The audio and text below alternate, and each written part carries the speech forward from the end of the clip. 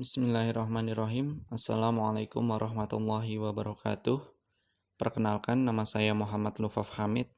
Pada kesempatan kali ini, saya akan menjelaskan materi tentang pemahaman pendekatan hadis kontemporer. Untuk referensi, saya menggunakan jurnal skripsi yang berjudul Pergeseran Metode Pemahaman Hadis Ulama Klasik hingga Kontemporer oleh Ahmad Irfan Fauzi, mahasiswa UIN Sunan Kalijaga, dengan dosen pembimbing Bapak Rifki Muhammad Fathi, MA.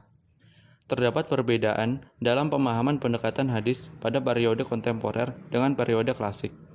Perbedaannya terletak pada luasnya pendekatan-pendekatan seperti historis, bahasa, sosiologi, antropologi, sosiohistoris, dan psikologi. Beberapa contoh pemahaman yang diberikan oleh beberapa tokoh di antaranya. Yang pertama yaitu Muhammad Arkon. Dalam upaya memahami Al-Quran dan hadis, beliau menawarkan metode yang berorientasi pada pemaknaan aktual terhadap Al-Quran dan hadis. Ia termasuk intelektual muslim yang sangat berani dalam menafsirkan Al-Quran.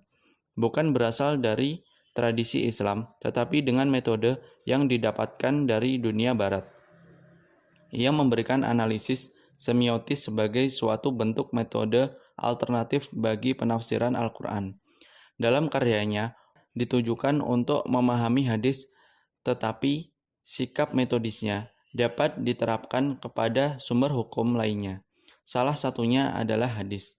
Metode analisis semiotik dapat dikemukakan sebagai berikut. Yang pertama yaitu proses linguistik.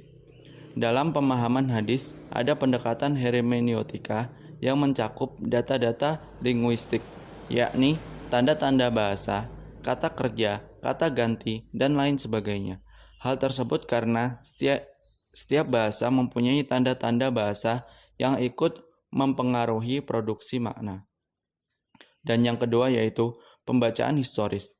Pembacaan ini bermaksud agar mengetahui kode-kode simbol-simbol linguistik keagamaan budaya yang selama ini telah digunakan untuk pemaknaan dan penafsiran. Dan yang ketiga yaitu pembacaan antropologis. Digunakan untuk mengetahui asal-usul dan fungsi bahasa keagamaan. Dengan cara ini akan bisa dikenali bagaimana bahasa sesungguhnya berfungsi, menguak cara berpikir dan cara merasa yang sangat berperan dalam sejarah umat Islam. Contoh dari masa kontemporer yang berkaitan dengan pemahaman Muhammad Arkon diambil dari hadis kontradiktif, dianalisis dengan pemahaman beliau, yaitu pendekatan pada ahwal Al-Quran dan juga hadis. Seperti hadis yang berbunyi, sesungguhnya mayit disiksa karena tangisan keluarganya. Hadis riwayat Al-Bukhari, nomor hadis 1206, 1208, 3681. Hadis ini ditolak karena tidak sesuai dengan Al-Quran surat Al-An'am ayat 6. Dan tokoh yang kedua yaitu Ibnu Ashur. Dalam pemahamannya juga merujuk pada model pemahaman dengan melihat motif Nabi menyabdakan hadis agar dapat dibedakan mana yang mengandung syariat atau tidak. Beliau telah mengkritik sebagian fuqaha yang hanya mengandalkan analisa bahasa, mengesampingkan konteks serta motif pesyariatan dengan berpedoman pada rumusan yang telah ada. Ibnu Ashur mengembangkan menjadi 12 kategori dalam menentukan motif Nabi. Kategori-kategori tersebut yaitu pembentukan syariat agama, pemikiran agama, putusan hukum, keputusan politik, petunjuk, kontrak damai, pertimbangan, saran, penguatan, dan lain sebagainya.